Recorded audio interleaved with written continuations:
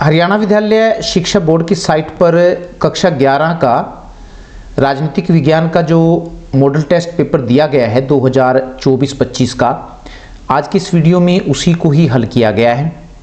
कई महत्वपूर्ण प्रश्न हैं इस मॉडल टेस्ट पेपर में जिनके 2025 के एग्ज़ाम में आने की पूरी संभावना है। तो 3 घंटे का पेपर रखा गया है और 80 अंक इसके लिए निर्धारित किए गए हैं। कुछ सामान्य से निर्देश हैं, 21 से लेकर 28 तक जो है वो 2 अंक वाले प्रश्न हैं, उनकी जो शब्द सीमा है वो ध्यान रखने के लिए कहा गया है। तो सबसे पहले हम प्रश्न नंबर 1 पर आते हैं। दिए गए विकल्पों में से सही विकल्प चुनें। तो पहले नंबर पर प्रश्न पूछा गया है कि पॉलिटिक्स रचना है क प्लेटो की, ख हाउस की, ग जॉन लॉक की और घ है अरस्तू की। तो जो पॉलिटिक्स है वो रचना है वो वास्तव में अरस्तू की है, उनकी किताब है ये, और अरस्तू को ही राजनीतिक विज्ञान का जन्मदाता माना जाता है। प्रश्न नंबर 2 है और है कि स्वतंत्रता अति शासन का उल्टा रूप है। स्वतंत्रता अति शासन का उल्टा रूप है।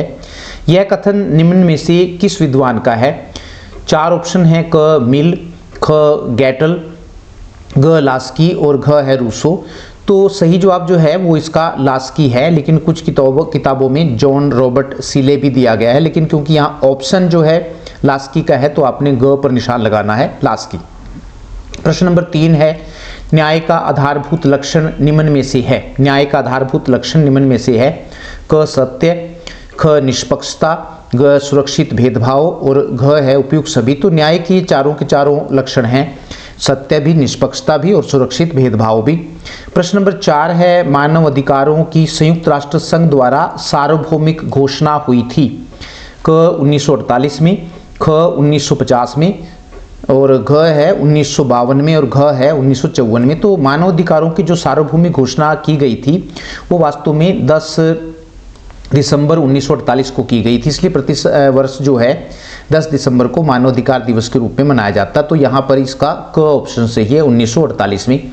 प्रश्न नंबर 5 है, जन्मजात नागरिकता का अधिकार निम्नलिखित में से है। जन्मजात नागरिकता का अधिकार निम्नलिखित में से है क भूमि सिद्धांत, ख रक्त सिद्धांत और क और ख दोनों और घ है इनमें से कोई नहीं। तो ये दोनों के दोनों हैं जो जन्मजात नागरिकता के बारे में बताते हैं, भूमि का सिद्धांत भी और रक्त का सिद्धांत भी, इसलिए ग ऑप्शन सही है, क और ख दोनों। प्रश्न नंबर 6 है, भारतीय नागरिकता के संबंध में कानून संसद द्वारा निम्नलिखित वर्ष में पास किया गया था।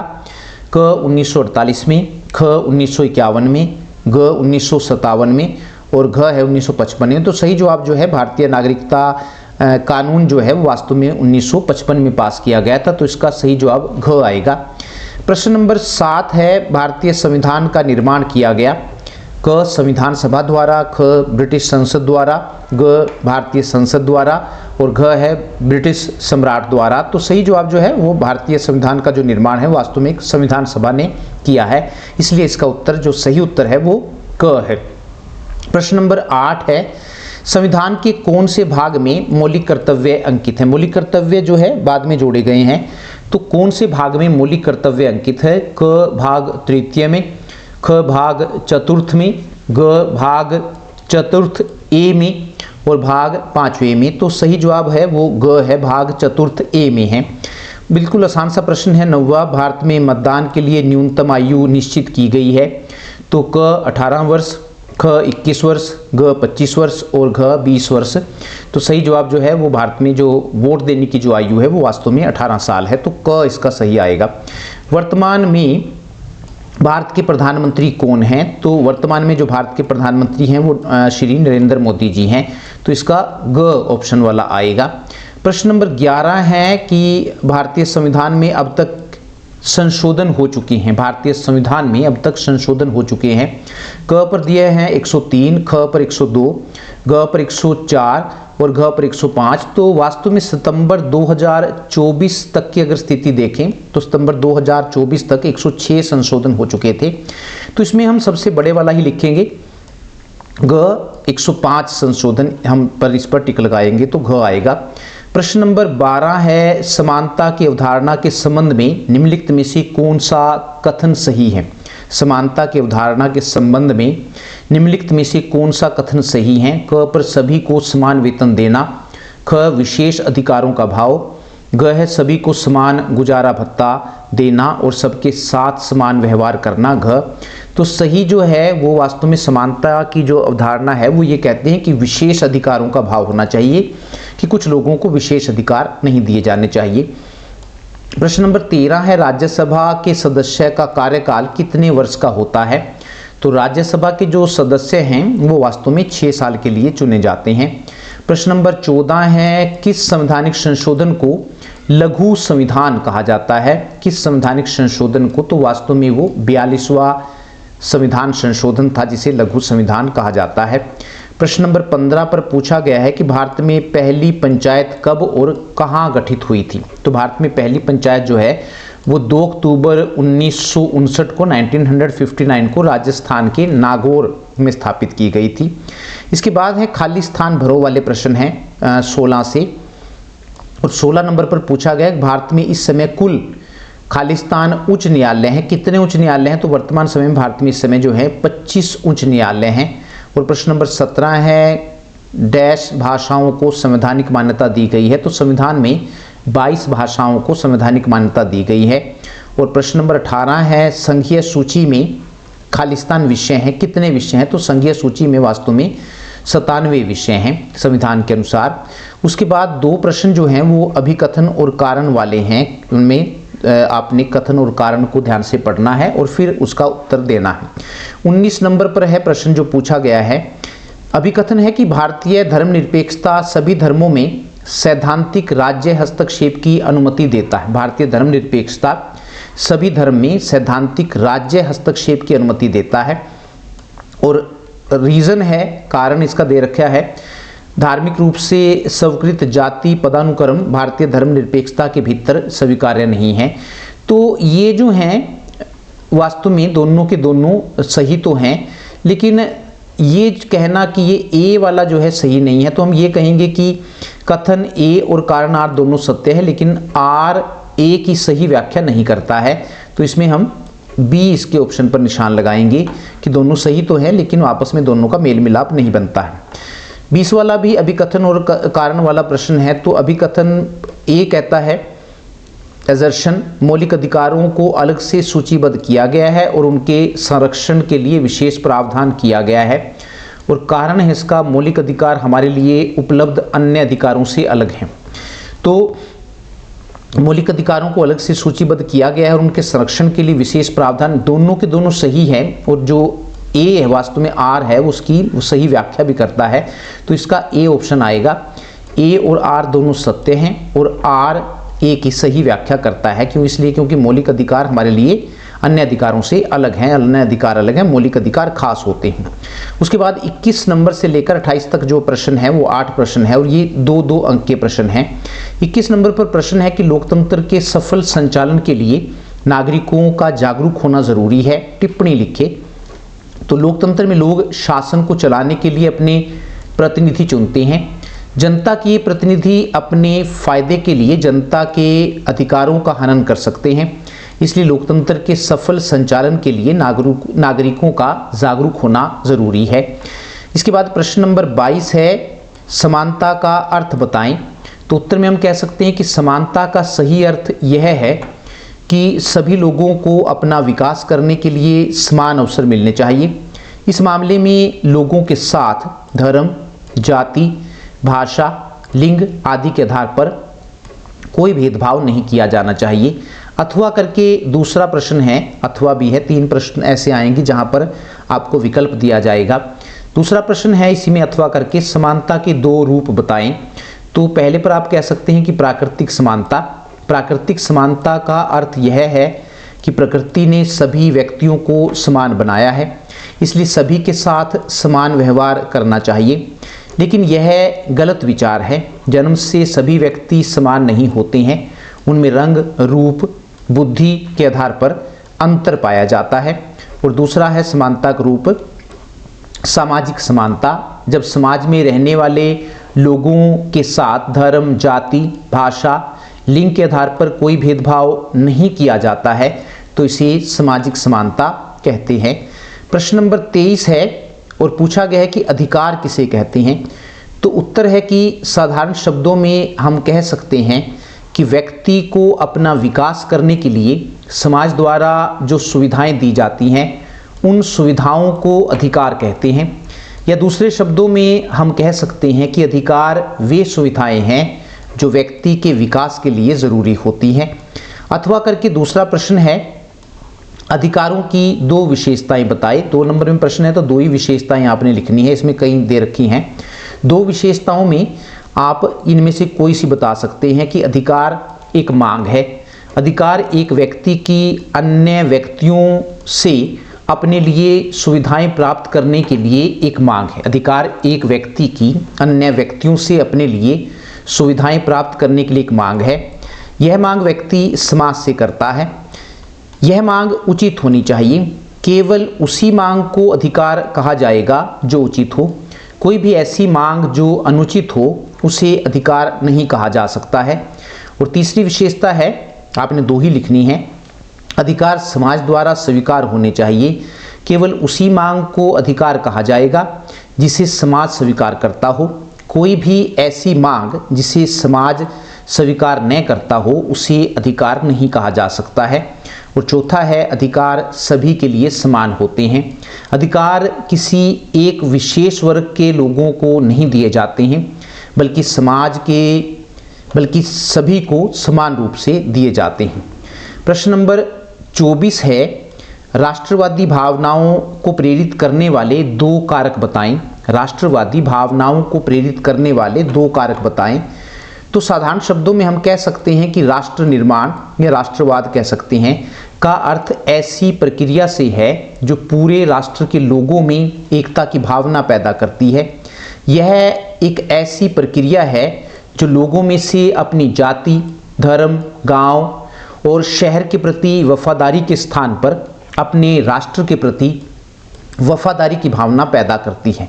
राष्ट्र निर्माण के तत्व कौन कौन से, इसमें आप पहले कह सकते हैं कि भौगोलिक एकता, बड़े में भी आ सकता है ये प्रश्न, तो इसलिए बड़ा कराया जा रहा है आपको। भौगोलिक एकता, राष्ट्र को जन्म देने में जमीन का बहुत अधिक महत्व होता है। जब लोगों का एक समूह किसी निश्चित भूभाग पर साथ साथ रहने लग जाता है तो उनमें एकता की भावना पैदा हो जाती है।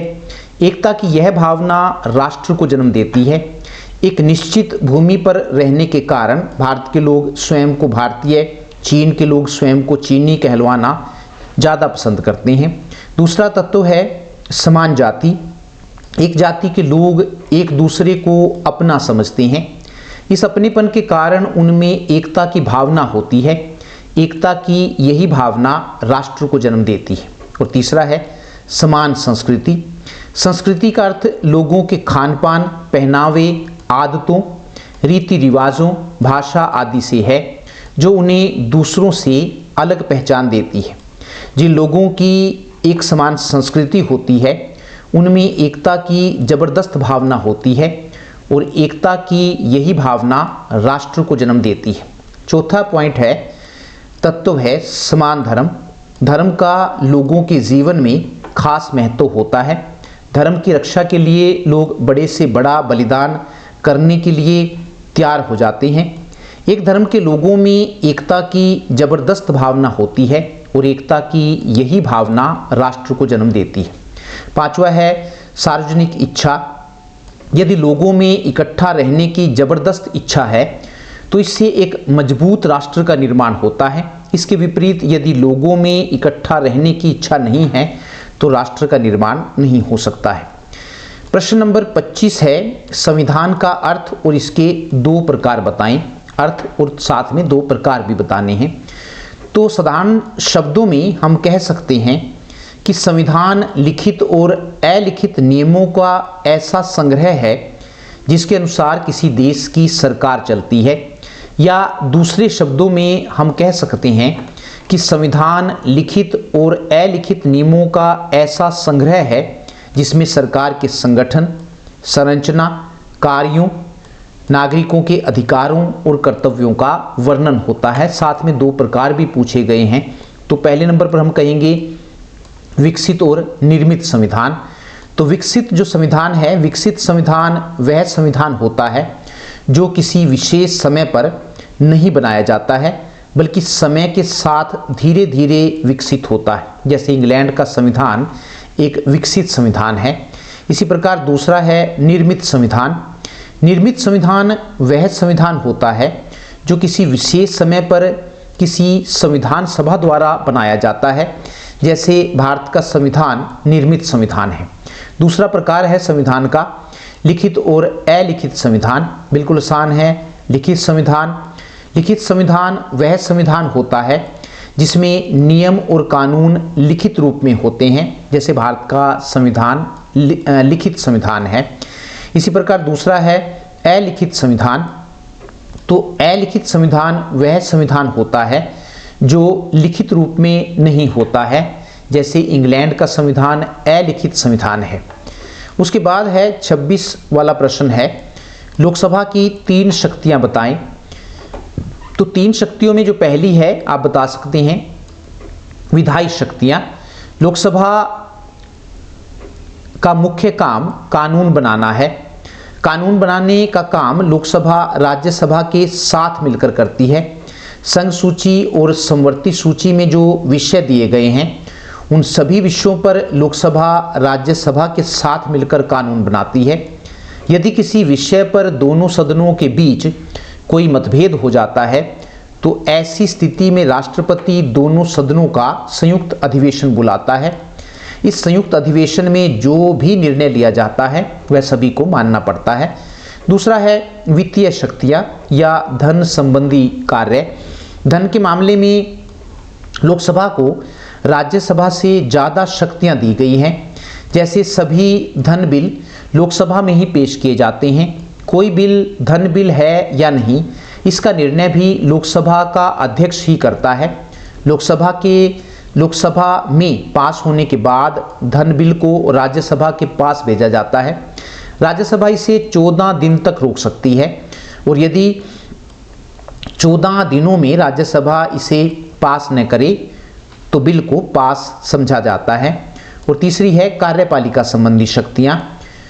तो लोकसभा की कार्यपालिका शक्तियों से अभिप्राय उन शक्तियों से है जिनके द्वारा लोकसभा प्रधानमंत्री और उसकी मंत्रिपरिषद पर नियंत्रण रखती है। क्योंकि प्रधानमंत्री और उसकी मंत्रिपरिषद के ज़्यादातर मंत्री लोकसभा से होते हैं, इसलिए लोकसभा का मंत्रियों पर पूरा नियंत्रण होता है। लोकसभा के सदस्य मंत्रियों से उनके विभागों के बारे में कोई भी प्रश्न पूछ सकते हैं जिनका उत्तर देना मंत्रियों के लिए ज़रूरी होता है। प्रश्न नंबर 27 है, संविधान संशोधन करने के लिए विशेष बहुमत की आवश्यकता क्यों पड़ती है? व्याख्या करें। संविधान संशोधन करने के लिए विशेष बहुमत की आवश्यकता क्यों पड़ती है? व्याख्या करें। तो उत्तर में हम कहेंगे कि विशेष बहुमत का अर्थ यह है कि संशोधन का समर्थन करने वाले सदस्यों की संख्या मतदान में भाग लेने वाले सभी सदस्यों की 2/3 होनी चाहिए और संशोधन विधेयक को संसद के दोनों सदनों में अलग अलग से पास किया जाना चाहिए। संविधान संशोधन के लिए विशेष बहुमत का प्रावधान इसलिए किया गया है ताकि विधेयक पर जब तक सत्तारूढ़ और विपक्षी दलों के बीच पूरी सहमति न बन जाए तब तक उसे पास नहीं किया जा सके। प्रश्न नंबर 28 है, ये भी 2 नंबर का है यहाँ तक। ऐसा क्यों कहा जाता है कि भारतीय संविधान बनाने की प्रक्रिया प्रतिनिधि मूलक नहीं थी? ऐसा क्यों कहा जाता है कि भारतीय संविधान बनाने की प्रक्रिया प्रतिनिधि मूलक नहीं थी? क्या इस कारण हमारा संविधान प्रतिनिधात्मक नहीं रह जाता? अपने उत्तर का कारण बताएं। तो उत्तर में हम कहेंगे कि भारत की संविधान सभा का निर्माण कैबिनेट मिशन योजना के अनुसार किया गया था। भारत की संविधान सभा का निर्माण कैबिनेट मिशन योजना के अनुसार किया गया था। इस योजना के अनुसार यह तय किया गया था कि पहले प्रांतों की विधानसभाओं के चुनाव करवाए जाएंगे। इसके बाद विधानसभा के चुने हुए ये सदस्य संविधान सभा के प्रतिनिधियों को निर्वाचित करेंगे। इसके अलावा संविधान सभा में जो सदस्य देशी रियासतों से आने थे उनको देशी रियासतों के राजाओं द्वारा मनोनीत किया जाना था। यह सही है कि संविधान सभा के सदस्यों का चुनाव वयस्क मताधिकार के आधार पर नहीं हुआ, लेकिन फिर भी इसमें समाज के सभी वर्गों को स्थान मिला है। अतः हम कह सकते हैं कि संविधान सभा में भारतीय जनता की सच्ची नुमाइंदगी हुई है। अथवा करके दूसरा प्रश्न है, अथवा करके भारतीय संविधान की प्रस्तावना की दो विशेषताएं बताएं। तो प्रस्तावना में हम पहला कह सकते हैं, संविधान की प्रस्तावना से संविधान के बनाने वालों का पता चलता है, और दूसरा संविधान की प्रस्तावना से संविधान के उद्देश्यों का पता चलता है कि क्या क्या उद्देश्य हम प्राप्त करना चाहते हैं। उसके बाद प्रश्न नंबर 29 से लेकर 36 तक जो प्रश्न है वो वास्तव में 3-3 अंक वाले प्रश्न हैं, और 29 नंबर पर पूछा गया है नागरिकों की स्वतंत्रता बनाए रखने में राज्य की क्या भूमिका है। तो उत्तर में हम कहेंगे कि देश के कानूनों द्वारा व्यक्ति को जो स्वतंत्रता प्राप्त होती है उसे नागरिक स्वतंत्रता कहते हैं। नागरिकों की स्वतंत्रता को बनाए रखने के लिए राज्य निम्नलिखित कदम उठा सकता है। पहला है, लोकतंत्र की स्थापना की जा सकती है। दूसरा, मौलिक अधिकारों की घोषणा करके भी नागरिकों की स्वतंत्रता बनाई जा सकती है। तीसरा है, स्वतंत्र न्यायपालिका की स्थापना करके भी नागरिकों की स्वतंत्रता राज्य बना सकता है। और चौथा है, कानून का शासन स्थापित करके भी नागरिकों की स्वतंत्रता को राज्य बना सकता है। अथवा करके है प्रश्न, इसमें भी 3 प्रश्न ऐसे आएंगे जिनमें अथवा का ऑप्शन होगा। स्वतंत्रता की रक्षा के लिए 3 उपाय बताइए। स्वतंत्रता की रक्षा के लिए 3 उपाय बताइए। तो पहला है स्वतंत्र न्यायपालिका। न्यायपालिका पूरी तरह से स्वतंत्र होनी चाहिए, अर्थात उस पर न तो विधानपालिका का नियंत्रण होना चाहिए और ना ही कार्यपालिका का नियंत्रण होना चाहिए। यदि न्यायपालिका स्वतंत्र होगी तभी वह सरकार द्वारा बनाए गए ऐसे कानूनों को अवैध घोषित कर पाएगी जो नागरिकों की स्वतंत्रता को छीनते हों। दूसरा, लोकतांत्रिक शासन। लोकतंत्र का अर्थ है जनता के लिए और जनता के द्वारा शासन। लोकतंत्र में जनता के ऊपर शासन करने वाले अपने कामों के लिए जनता के प्रति उत्तरदायी होते हैं। यदि ये प्रतिनिधि ठीक प्रकार से अपने कामों को नहीं करते हैं तो अगले चुनाव आने पर जनता इनको बदल देती है। इसलिए ये प्रतिनिधि कोई भी ऐसा काम नहीं करते हैं जिससे जनता की स्वतंत्रता छीनती हो। और तीसरा है मौलिक अधिकार। मौलिक अधिकार बनाकर भी स्वतंत्रता की रक्षा की जा सकती है। मौलिक अधिकारों के पीछे कानून की शक्ति होती है, अर्थात यदि सरकार नागरिकों के मौलिक अधिकारों को छीनती है तो न्यायालय उसे ऐसा करने से रोक सकता है। चौथा है कानून का शासन। कानून के शासन में सभी व्यक्ति कानून की नज़र में समान होते हैं। कोई छोटा बड़ा या अमीर गरीब नहीं होता है। एक जैसा अपराध करने पर सभी व्यक्तियों को एक जैसी सजा दी जाती है। इसलिए इस व्यवस्था में अमीर व्यक्ति गरीब व्यक्ति की स्वतंत्रता को नहीं छीन सकता है। प्रश्न नंबर 30 है। ज़्यादातर जो प्रश्न है वास्तव में वो अभ्यास के प्रश्न हैं। आमतौर पर एक स्वस्थ और उत्पादक जीवन जीने के लिए व्यक्ति की न्यूनतम बुनियादी ज़रूरतें क्या मानी गई हैं? इन न्यूनतम बुनियादी ज़रूरत को सुनिश्चित करने में सरकार की क्या जिम्मेदारी है? तो उत्तर में हम कहेंगे कि एक स्वस्थ और उत्पादक जीवन जीने के लिए व्यक्ति की न्यूनतम बुनियादी ज़रूरतों में आवास, शिक्षा, शुद्ध पीने का पानी, पोषक तत्वों से भरपूर भोजन और रोजगार को शामिल किया जा सकता है। इन ज़रूरतों को सुनिश्चित करने में सरकार की महत्वपूर्ण भूमिका होती है। सरकार को चाहिए कि वह प्रत्येक व्यक्ति को उसकी योग्यता के अनुसार रोजगार दे। यदि रोजगार देने की स्थिति में न हो तो बेरोजगारी भत्ता दे। दूसरा, लोगों को सस्ती शिक्षा प्रदान करे। तीसरा, बीमार होने पर चिकित्सा सुविधा प्रदान करे। और चौथा है, लोगों को रहने के लिए सस्ते आवास उपलब्ध करवाए। प्रश्न नंबर 31 है। राष्ट्र किस प्रकार से बाकी सामूहिक संबद्धताओं से अलग है? राष्ट्र किस प्रकार से बाकी सामूहिक संबद्धताओं से अलग है? तो पहले नंबर पर हम कहेंगे कि राष्ट्र अन्य समूह जैसे परिवार, जनजातीय, जातीय और अन्य सगोत्रीय समूह से अलग होता है। यह परिवार से इसलिए अलग होता है क्योंकि परिवार प्रत्यक्ष संबंधों पर आधारित होता है। इसका प्रत्येक सदस्य दूसरे सदस्यों के बारे में पूरी जानकारी रखता है। दूसरा, राष्ट्र जनजातीय, जातीय और अन्य सगोत्रीय समूहों से भी अलग होता है। इन समूहों में विवाह और वंश परंपरा सदस्यों को आपस में जोड़े रखती है। इसलिए यदि हम सभी सदस्यों को व्यक्तिगत रूप से न भी जानते हों तो भी जरूरत पड़ने पर हम उन सूत्रों को ढूंढ निकाल सकते हैं जो उन्हें आपस में जोड़ते हैं। और तीसरा है, लेकिन राष्ट्र के अधिकतर सदस्यों को सीधे तौर पर हम नहीं जानते हैं, लेकिन फिर भी राष्ट्रों का वजूद है, उसमें लोग रहते हैं और उसका आदर करते हैं। इसका कारण यह है कि राष्ट्रों का निर्माण ऐसे समूह द्वारा किया जाता है जिनकी समान भाषा, समान धर्म होते हैं, लेकिन यह भी कोई विशेष गुण नहीं है। उदाहरण के लिए भारत में अनेक भाषाएं बोली जाती हैं। वास्तव में राष्ट्र एक काल्पनिक समुदाय होता है जो अपने सदस्यों के सामूहिक विश्वास, आकांक्षाओं और कल्पनाओं के द्वारा एक सूत्र में बंधा होता है। प्रश्न नंबर 32 है, धर्मनिरपेक्षता के पश्चिमी और भारतीय मॉडल की कुछ विशेषताओं का आपस में घोल मेल हो गया है, उन्हें अलग करें और नई सूची बनाएं। तो धर्मनिरपेक्षता का यूरोपीय मॉडल जो है, धर्मनिरपेक्षता का यूरोपीय मॉडल मुख्यतः अमेरिकी मॉडल द्वारा प्रेरित है।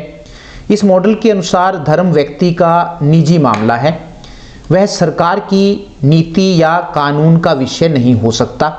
इसलिए यह मॉडल धर्म और सरकार के संबंध विच्छेद पर बल देता है। इस मॉडल के अनुसार सरकार को धर्म के मामलों में दखलंदाजी नहीं करनी चाहिए और इसी प्रकार धर्म को भी सरकार के मामलों में दखलंदाजी नहीं करनी चाहिए, क्योंकि दोनों के अपने अलग अलग क्षेत्र हैं। दूसरा है धर्मनिरपेक्षता का भारतीय मॉडल।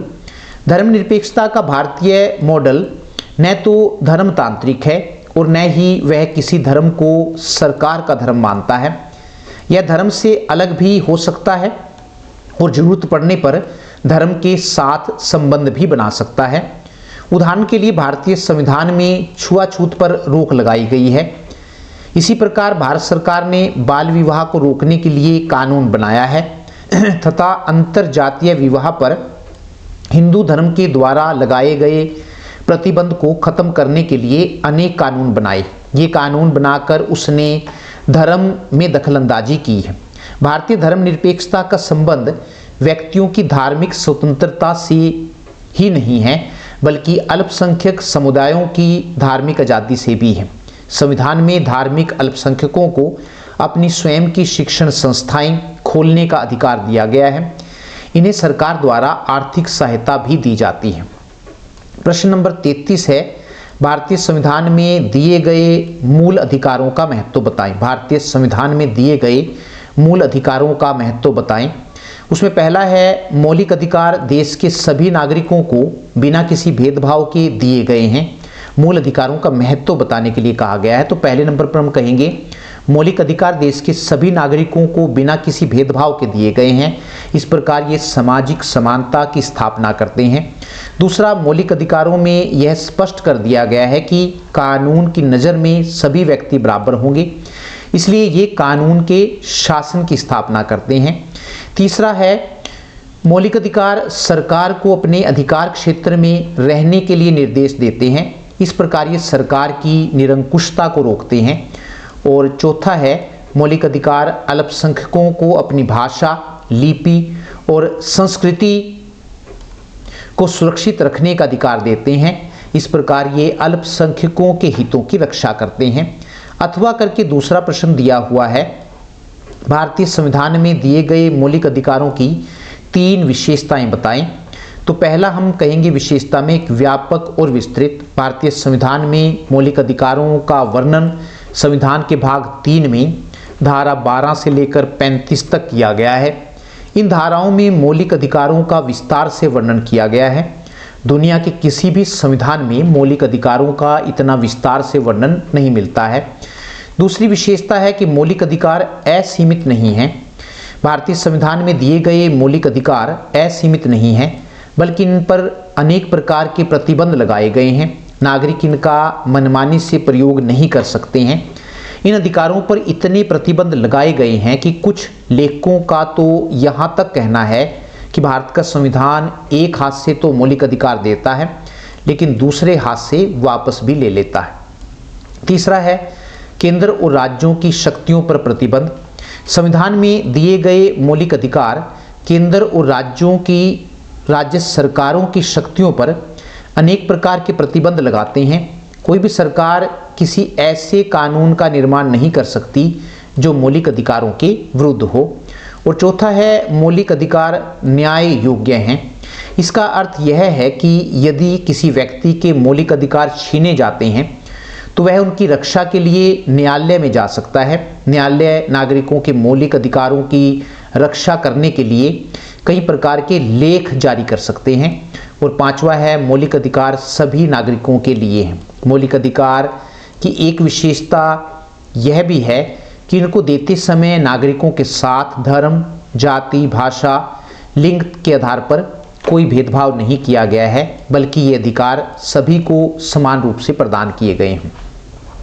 प्रश्न नंबर 34 है 34 है, क्या न्यायपालिका की स्वतंत्रता का अर्थ यह है कि न्यायपालिका किसी के प्रति जवाबदेह नहीं है? अपना उत्तर बताएं। क्या न्यायपालिका की स्वतंत्रता का अर्थ यह है कि न्यायपालिका किसी के प्रति जवाबदेह नहीं है? अपना उत्तर बताएं। तो उत्तर में हम कह सकते हैं कि न्यायपालिका की स्वतंत्रता का वास्तविक अर्थ स्वतंत्र और निष्पक्ष होकर न्याय करने से है। न्यायपालिका की स्वतंत्रता का अर्थ यह बिल्कुल नहीं है कि वह किसी के प्रति जवाबदेह नहीं हो।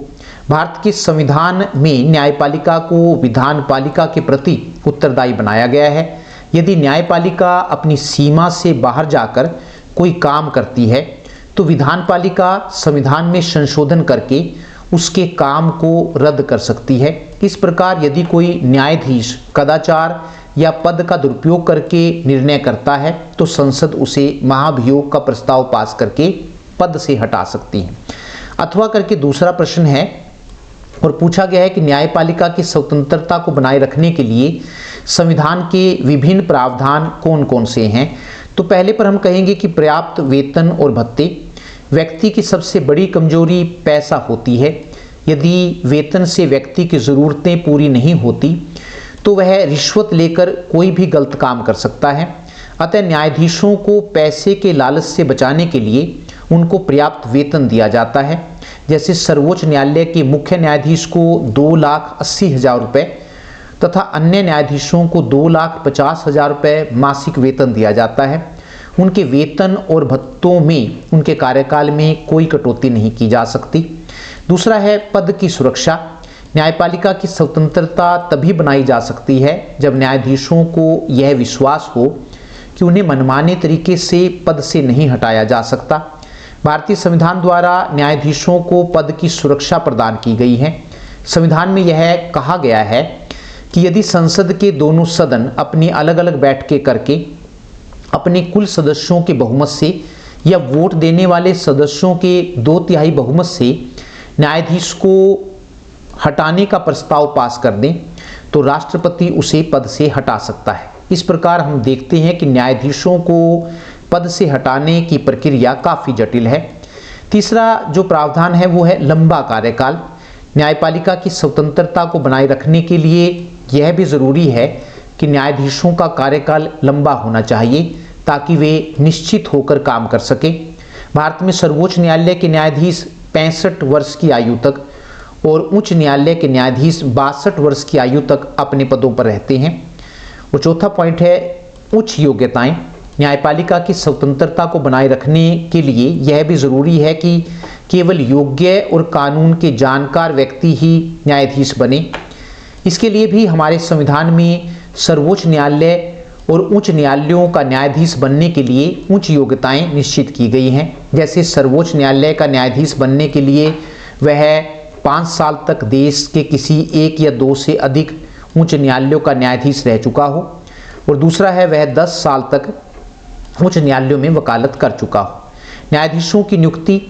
भारत में न्यायाधीशों का चुनाव नहीं किया जाता है बल्कि नियुक्ति की जाती है, क्योंकि यदि न्यायाधीशों का चुनाव किया जाएगा तो वे हमेशा किसी न किसी राजनीतिक दल से जुड़े रहेंगे। ऐसी स्थिति में वे ठीक प्रकार से न्याय नहीं कर पाएंगे। और छठी है प्रावधान रिटायर होने के बाद वकालत करने की मनाही। संविधान में यह व्यवस्था की गई है कि सर्वोच्च न्यायालय के न्यायाधीश रिटायर होने के बाद देश की किसी भी अदालत में वकालत नहीं कर सकते हैं। ऐसा इसलिए किया गया है क्योंकि यदि सर्वोच्च न्यायालय के न्यायाधीश रिटायर होने के बाद वकील के रूप में काम करेंगे तो बड़ी अदालत के न्यायाधीश रहे होने के कारण छोटी अदालतों के न्यायाधीश उनका सम्मान करेंगे, जिससे न्याय पर प्रभाव पड़ेगा। प्रश्न नंबर 35 है, भारतीय संविधान की 3 विशेषताएं लिखें जिनसे प्रादेशिक सरकार की अपेक्षा केंद्रीय सरकार को ज़्यादा शक्तियां प्रदान की गई हैं। तो पहले नंबर पर है कि संविधान में केंद्र और राज्यों के बीच शक्तियों का जो बंटवारा किया गया है उसमें ज़्यादातर शक्तियां केंद्र सरकार को दी गई हैं। संघ सूची में 97 विषय रखे गए हैं जबकि राज्य सूची में सिर्फ 66 विषय रखे गए हैं। दूसरा है, राज्य सरकारों की आय के साधन सीमित है, इसलिए उन्हें अपनी आवश्यकताओं को पूरा करने के लिए केंद्र सरकार पर निर्भर रहना पड़ता है। तीसरा है, संविधान के अनुच्छेद 356 संविधान के अनुच्छेद 356 के अनुसार यदि कोई राज्य सरकार संविधान के अनुसार कार्य न करे तो केंद्र सरकार ऐसी राज्य सरकार को निलंबित कर सकता है और उस राज्य में राष्ट्रपति शासन लागू कर सकता है। राज्य में राष्ट्रपति शासन लागू होने पर उस राज्य का शासन केंद्र सरकार द्वारा चलाया जाता है। और चौथा है, राज्यों में राज्यपाल की नियुक्ति राष्ट्रपति द्वारा की जाती है। एक तरह से राज्यपाल राज्य में केंद्र सरकार के एजेंट के रूप में काम करता है। प्रश्न नंबर 36 है, संविधान के 73वें संशोधन से पहले और संशोधन के बाद के स्थानीय शासन के 3 मुख्य भेद बताइए कि 73वें संवैधानिक संशोधन से पास होने से पहले और पास होने के बाद क्या परिवर्तन आया है। तो पहले नंबर पर हम कह सकते हैं कि संशोधन से पहले पंचायती राज संस्थाओं को संवैधानिक मान्यता प्राप्त नहीं थी, लेकिन इस संशोधन के बाद इन संस्थाओं को संवैधानिक मान्यता प्राप्त हो गई है। दूसरा है, संशोधन से पहले पंचायती राज संस्थाओं के समय पर चुनाव नहीं होते थे, लेकिन संशोधन के बाद राज्य सरकारें इन संस्थाओं के समय पर चुनाव करवाने लगी हैं। तीसरा है, संशोधन से पहले पंचायती राज संस्थाओं के पद SC, ST और महिलाओं के लिए आरक्षित नहीं होते थे, लेकिन संशोधन के बाद इन संस्थाओं के कुछ स्थान SC, ST और महिलाओं के लिए आरक्षित कर दिए गए हैं। और चौथा है, संशोधन से पहले पंचायती राज संस्थाओं के चुनाव करवाने का कार्य प्रशासन द्वारा किया जाता था, लेकिन अब यह कार्य राज्य चुनाव आयोग द्वारा किया जाता है। उसके बाद प्रश्न नंबर 37 से जो 40 तक हैं वो 5-5 अंक के प्रश्न हैं। इसमें हर प्रश्न में विकल्प दिया गया है। तो प्रश्न नंबर 37 है, पूछा गया है कि सामाजिक, आर्थिक और सांस्कृतिक अधिकारों के बीच अंतर बताएं। इस प्रकार के अधिकारों के उदाहरण भी दीजिए। तो राजनीतिक में हम कहेंगे कि राजनीतिक अधिकार वे अधिकार होते हैं जिनके द्वारा लोग देश के शासन कामों में भाग लेते हैं। राजनीतिक अधिकार केवल नागरिकों को प्राप्त होते हैं। कुछ राजनीतिक अधिकार इस प्रकार हैं, जैसे वोट डालने का अधिकार, चुनाव लड़ने का अधिकार, राजनीतिक दल बनाने का अधिकार, सरकार की आलोचना करने का अधिकार और प्रार्थना पत्र देने का अधिकार। आर्थिक अधिकारों में आर्थिक अधिकार वे अधिकार होते हैं जो लोगों के आर्थिक विकास के लिए ज़रूरी होते हैं। कुछ आर्थिक अधिकार इस प्रकार हैं, उसमें पहला है काम प्राप्त करने का अधिकार, दूसरा है काम के बदले वेतन प्राप्त करने का अधिकार, अगला है काम के घंटे निश्चित करने का अधिकार, ग है छुट्टियां लेने का अधिकार और उसके बाद है सांस्कृतिक अधिकार। तो सांस्कृतिक अधिकार वे अधिकार होते हैं जो लोगों को अपनी संस्कृति को सुरक्षित रखने और उसका विकास करने का अवसर देते हैं, जैसे अपनी भाषा में शिक्षा प्राप्त करने का अधिकार, और दूसरा है अपनी भाषा, लिपि और रीति रिवाजों को सुरक्षित रखने का अधिकार। अथवा करके दूसरा ऑप्शन है, इसमें दूसरा प्रश्न है, अधिकार राज्य की सीमाओं पर कुछ सीमाएं लगाते हैं। अधिकार राज्य की सीमाओं पर कुछ सीमाएं लगाते हैं, उदाहरण सहित व्याख्या कीजिए।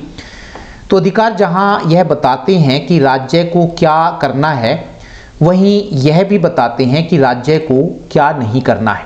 इस प्रकार अधिकार राज्य की सत्ता पर कुछ सीमाएं लगाते हैं, जैसे अधिकार राज्य को किसी भी नागरिक के विरुद्ध अमानवीय कार्य करने से रोकते हैं। दूसरा, अधिकार राज्य को किसी भी नागरिक के साथ धर्म, जाति, भाषा, लिंग के आधार पर भेदभाव करने से रोकते हैं। यह सही है कि राज्य पूर्ण प्रभुसत्ता संपन्न सत्ता होती है जो अपने द्वारा बनाए गए कानूनों को बलपूर्वक लागू कर सकती है, लेकिन फिर भी वह ऐसे कानून नहीं बना सकती जो लोगों के हित में न हो। प्रश्न नंबर 38 है शरणार्थियों की समस्याएं क्या हैं? वैश्विक नागरिकता की अवधारणा किस प्रकार उनकी सहायता कर सकती है? जब लोग युद्ध, प्राकृतिक आपदाओं या राजनीतिक उत्पीड़न के कारण अपना देश छोड़कर पड़ोसी देश में चले जाते हैं तो ऐसे लोगों को शरणार्थी कहा जाता है। इन लोगों को शरणार्थी शिविरों में रहना पड़ता है जहां इनको नरक की जिंदगी जीनी पड़ती है। इन शिविरों में रहकर ये ना तो कोई काम धंधा कर सकते हैं और न ही अपने बच्चों को पढ़ा लिखा सकते हैं और न ही कोई संपत्ति अर्जित कर सकते हैं। ऐसे लोगों को कोई भी देश अधिकारों की भी गारंटी नहीं देता है। वैश्विक नागरिकता का अर्थ विश्व के सभी लोगों को एक ही नागरिकता देने से है। अर्थात कहने का मतलब यह है कि कोई भी व्यक्ति चाहे वह किसी भी देश में रहता हो, वह उस देश का नागरिक न होकर पूरे विश्व का नागरिक होना चाहिए। वैश्विक नागरिकता की धारणा शरणार्थियों की समस्याओं को सुलझाने में सहायक बन सकती है। यदि इन लोगों को विश्व का नागरिक मान लिया जाए तो जिन देशों के ये लोग शरण लिए हुए हैं वे देश भी इन लोगों को बुनियादी अधिकार तो दे ही सकते हैं। अथवा करके है दूसरा प्रश्न, आदर्श नागरिक के गुण बताएं। तो पहले नंबर पर हम कह सकते हैं अच्छे नागरिक का सुशिक्षित होना बहुत ज़रूरी है। दूसरा है अच्छे नागरिक का स्वस्थ होना ज़रूरी है क्योंकि स्वस्थ शरीर में ही स्वस्थ मन निवास करता है। तीसरा है अच्छे नागरिक का चरित्रवान होना बहुत ज़रूरी है। चौथा है अच्छे नागरिक का जागरूक होना ज़रूरी है। और पांचवा है अच्छे नागरिक में समाज सेवा की भावना होनी चाहिए ताकि वह अपने बारे में न सोचकर समाज के बारे में सोच सके। प्रश्न नंबर 39 है भारत का लोकतंत्र अब अनगढ़ फर्स्ट पास्ट द पोस्ट प्रणाली को छोड़कर समानुपातिक प्रतिनिधित्व प्रणाली अपनाने के लिए तैयार हो चुका है। क्या आप इस कथन से सहमत हैं? तो उत्तर में हम कहेंगे फर्स्ट पास्ट द पोस्ट प्रणाली में एक चुनाव क्षेत्र में जितने उम्मीदवार खड़े होते हैं उनमें से जो उम्मीदवार सबसे ज़्यादा वोट प्राप्त करता है उसे जीता हुआ माना जाता है, जबकि अनुपातिक प्रतिनिधित्व प्रणाली में प्रत्येक वर्ग के लोगों को उनकी जनसंख्या के अनुपात के अनुसार प्रतिनिधित्व प्राप्त होता है। हम इस कथन से सहमत नहीं हैं कि भारत का लोकतंत्र फर्स्ट पास्ट द पोस्ट प्रणाली को छोड़कर समानुपातिक प्रतिनिधित्व प्रणाली को अपनाने के लिए तैयार हो चुका है। इसके पक्ष में निम्नलिखित तर्क दिए जा सकते हैं। पहला है कि भारत एक विशाल जनसंख्या वाला देश है। यहाँ की जनसंख्या को देखते हुए समानुपातिक प्रतिनिधित्व प्रणाली उचित नहीं है। दूसरा है समानुपातिक प्रतिनिधित्व प्रणाली काफ़ी जटिल है। इसे समझने के लिए मतदाता का शिक्षित होना ज़रूरी है, लेकिन भारत में आज भी बहुत सारे मतदाता अनपढ़ हैं। अतः जनसंख्या का बहुत बड़ा भाग अशिक्षित होने के कारण भारत के लिए फर्स्ट पास्ट द पोस्ट प्रणाली ही सही है, क्योंकि यह प्रणाली लोगों की समझ में भी आ जाती है। इसके बाद प्रश्न जो है अथवा करके दिया हुआ है भारतीय चुनाव प्रणाली की विशेषताएं बताएं। तो पहले पर हम कहेंगे कि सार्वभौमिक वयस्क मताधिकार। भारतीय चुनाव प्रणाली की पहली विशेषता यह है कि यहाँ सार्वभौमिक वयस्क मताधिकार की व्यवस्था की गई है, अर्थात देश के प्रत्येक स्त्री पुरुष को बिना किसी भेदभाव के एक निश्चित आयु पूरी करने पर वोट देने का अधिकार दिया गया है। दूसरा है गुप्त मतदान। स्वतंत्र और निष्पक्ष चुनाव करवाने के लिए गुप्त मतदान की व्यवस्था की गई है। गुप्त मतदान का अर्थ यह है कि चुनाव के दौरान जब मतदाता वोट डालने जाता है तो मतदाता को छोड़कर किसी को भी यह पता नहीं चलता कि उसने अपना वोट किसको दिया है। तीसरा है चुनाव आयोग। देश में स्वतंत्र और निष्पक्ष चुनाव करवाने के लिए चुनाव आयोग की स्थापना की गई है। इसमें 3 सदस्य होते हैं जिनकी नियुक्ति राष्ट्रपति द्वारा की जाती है। चुनाव आयोग चुनाव तो करवाता ही है, साथ ही राजनीतिक दलों को मान्यता देने का काम भी करता है। चौथी विशेषता है एक सदस्यीय चुनाव क्षेत्र। भारतीय चुनाव प्रणाली की एक विशेषता यह है कि एक चुनाव क्षेत्र से भले ही कितने भी उम्मीदवार खड़े हों, लेकिन जीता हुआ उसे माना जाता है जिसे सबसे ज़्यादा वोट मिलते हैं। इस प्रकार एक चुनाव क्षेत्र से एक ही सदस्य चुना जाता है। और पांचवी विशेषता है सीटों के लिए आरक्षण की व्यवस्था। संविधान में लोकसभा और राज्य विधानसभा के कुल स्थानों में से कुछ स्थान अनुसूचित जाति और अनुसूचित जनजाति के लिए आरक्षित किए गए हैं। इन स्थानों से केवल उसी जाति का व्यक्ति ही चुनाव लड़ सकता है। प्रश्न नंबर 40 है, संसदीय व्यवस्था में कार्यपालिका को नियंत्रण में रखने के लिए विधायिका को बहुत से अधिकार दिए गए हैं। कार्यपालिका को नियंत्रित करना इतना ज़रूरी क्यों है? क्या आप क्या सोचते हैं? तो इस प्रश्न के उत्तर में हम कह सकते हैं कि भारत में संसदीय शासन प्रणाली की स्थापना की गई है।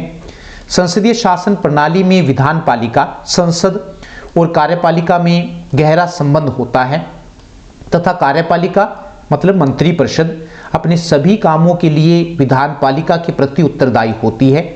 संसद कार्यपालिका पर कई प्रकार से नियंत्रण रखती है, जैसे अधिवेशन के दौरान प्रश्न पूछकर, ध्यानाकर्षण प्रस्ताव द्वारा, अविश्वास प्रस्ताव पास करके। संसदीय शासन प्रणाली में संसद का कार्यपालिका पर नियंत्रण होना बहुत ज़रूरी है। ऐसा इसलिए है क्योंकि प्रधानमंत्री जनता द्वारा चुना जाता है, इसलिए वह जनता के प्रति उत्तरदायी भी होना चाहिए। इसलिए उसे लोकसभा के प्रति उत्तरदायी बनाया गया है, जिसमें जनता के प्रतिनिधि होते हैं। यदि कार्यपालिका पर विधान पालिका का नियंत्रण न हो तो वह निरंकुश बन सकती है और कोई भी असंवैधानिक कार्य कर सकती है। लेकिन विधान पालिका का नियंत्रण होने से उसे डर रहता है कि यदि उसने कोई भी गलत काम किया तो संसद उसके खिलाफ अविश्वास प्रस्ताव पास कर देगी, जिसके कारण प्रधानमंत्री और उसकी मंत्रिपरिषद को त्यागपत्र देना पड़ेगा। अथवा करके 40 नंबर पर ही दूसरा प्रश्न दे रखा है, राष्ट्रपति का चुनाव कैसे होता है? तो संविधान की धारा 54 और 55 में राष्ट्रपति की चुनाव प्रणाली का वर्णन किया गया है। राष्ट्रपति का चुनाव अप्रत्यक्ष रूप से एक चुनाव मंडल इलेक्टोरल कॉलेज के द्वारा किया जाता है। इस चुनाव मंडल में 2 प्रकार के सदस्य होते हैं, सभी राज्यों की विधानसभा के निर्वाचित विधायक एमएलए और संसद के दोनों सदनों लोकसभा और राज्यसभा के निर्वाचित सदस्य एमपीज। राष्ट्रपति के चुनाव में जो भी एमएलए और एमपी वोट डालता है वहाँ उसकी वोट एक नहीं होती है, बल्कि उसके वोट की कीमत निकाली जाती है। इसको निकालने का सूत्र इस प्रकार है, एक एमएलए के वोट की कीमत निकालने का जो सूत्र है राज्य की कुल जनसंख्या बटे कुल एमएलए, और उसके बाद जो उत्तर आता है उसे दोबारा फिर भाग दिया जाता है 1000 से। इसी प्रकार सभी राज्यों के एमएलए के वोट की कीमत ज्ञात कर ली जाती है और उसके बाद फिर एक एमएलए के एक एमपी के वोट की कीमत निकाली जाती है, जिसको निकालने का सूत्र है सभी राज्यों के एमएलए के वोटों की कीमत बटे संसद के चुने हुए एमपी की संख्या। राष्ट्रपति का चुनाव एकल संक्रमणीय मत प्रणाली द्वारा अनुपातिक प्रतिनिधित्व प्रणाली के आधार पर होता है। इस प्रणाली में होता यह है कि राष्ट्रपति पद के लिए जितने भी उम्मीदवार खड़े होते हैं उन सभी के नाम एक मतदान पत्र पर छाप लिए जाते हैं और उनके नाम के आगे पसंद जाहिर करने के लिए खाली स्थान छोड़ दिया जाता है। चुनाव में भाग लेने वाले प्रत्येक मतदाता को अपनी पसंद के अनुसार सभी उम्मीदवारों को 1, 2, 3 नंबर देने होते हैं। चुनाव खत्म होने के बाद वोटों की गिनती का काम शुरू हो जाता है। सबसे पहले अवैध वोटों को निकाल दिया जाता है। इसके बाद चुनाव कोटा निकाला जाता है, जिसको निकालने का सूत्र इस प्रकार है। चुनाव कोटा निकालने का सूत्र है शुद्ध मतों की संख्या बटे 2 और +1। जिस उम्मीदवार को चुनाव कोटा प्राप्त हो जाता है उसे विजयी घोषित कर दिया जाता है। तो ये 11वीं कक्षा का मॉडल टेस्ट पेपर था जो हरियाणा विद्यालय शिक्षा बोर्ड की साइट पर दिया गया था। काफ़ी उपयोगी हो सकता है जो बच्चे 2025 में 11वीं की परीक्षा दे रहे हैं। धन्यवाद, नमस्कार।